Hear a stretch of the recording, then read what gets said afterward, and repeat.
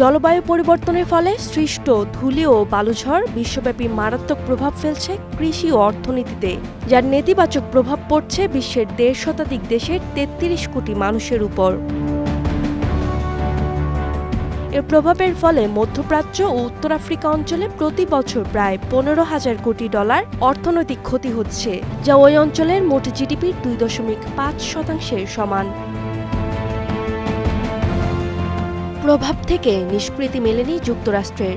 শুধুমাত্র ২০১৭ সালেই দেশটির ক্ষতির পরিমাণ দাঁড়িয়েছিল $১৫,৪০০ কোটি, যা ১৯৯৫ সালের তুলনায় ৪ গুণ বেশি। জাতিসংঘের বিশ্ব আবহাওয়া প্রতিবেদন বলছে, এই ঝড়ের কারণে বছরে প্রায় ২৫% পর্যন্ত ফসলের উৎপাদন কমে যাচ্ছে। মরুভূমি সংলগ্ন অঞ্চলে এই সমস্যা আরও প্রকট, যেখানে ধুলা জমে মাটির উর্বরতা কমিয়ে দেয়। বিশ্বব্যাপী বছরে প্রায় ২০০ কোটি টন ধুলা বাতাসে ছড়ায়, যার মধ্যে ৮০% আসে উত্তর আফ্রিকা ও মধ্যপ্রাচ্য থেকে। এসব ধূলিকণা মহাসাগর ও মহাদেশ পেরিয়ে হাজার কিলোমিটার দূর পর্যন্ত পৌঁছে প্রভাব ফেলছে কৃষি ও জনজীবনে।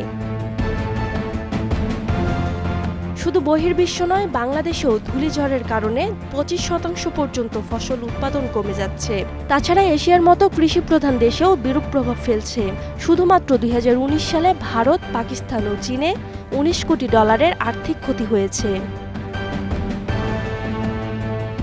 ধূলি ও বালুঝড় শুধু স্বাস্থ্য ঝুঁকি নয়, সামগ্রিকভাবে ক্ষতির মুখে ফেলছে বিশ্ব অর্থনীতিকেও। ক্ষতিগ্রস্ত হচ্ছে কৃষিকাজ, সৌর বিদ্যুৎ উৎপাদন, অবকাঠামো উন্নয়ন, এমনকি আকাশ ও স্থলপথে পণ্য পরিবহন। এই দুর্যোগ প্রতিরোধে কার্যকর পদক্ষেপ এখন সময়ের দাবি। Roksana Rimi, star news.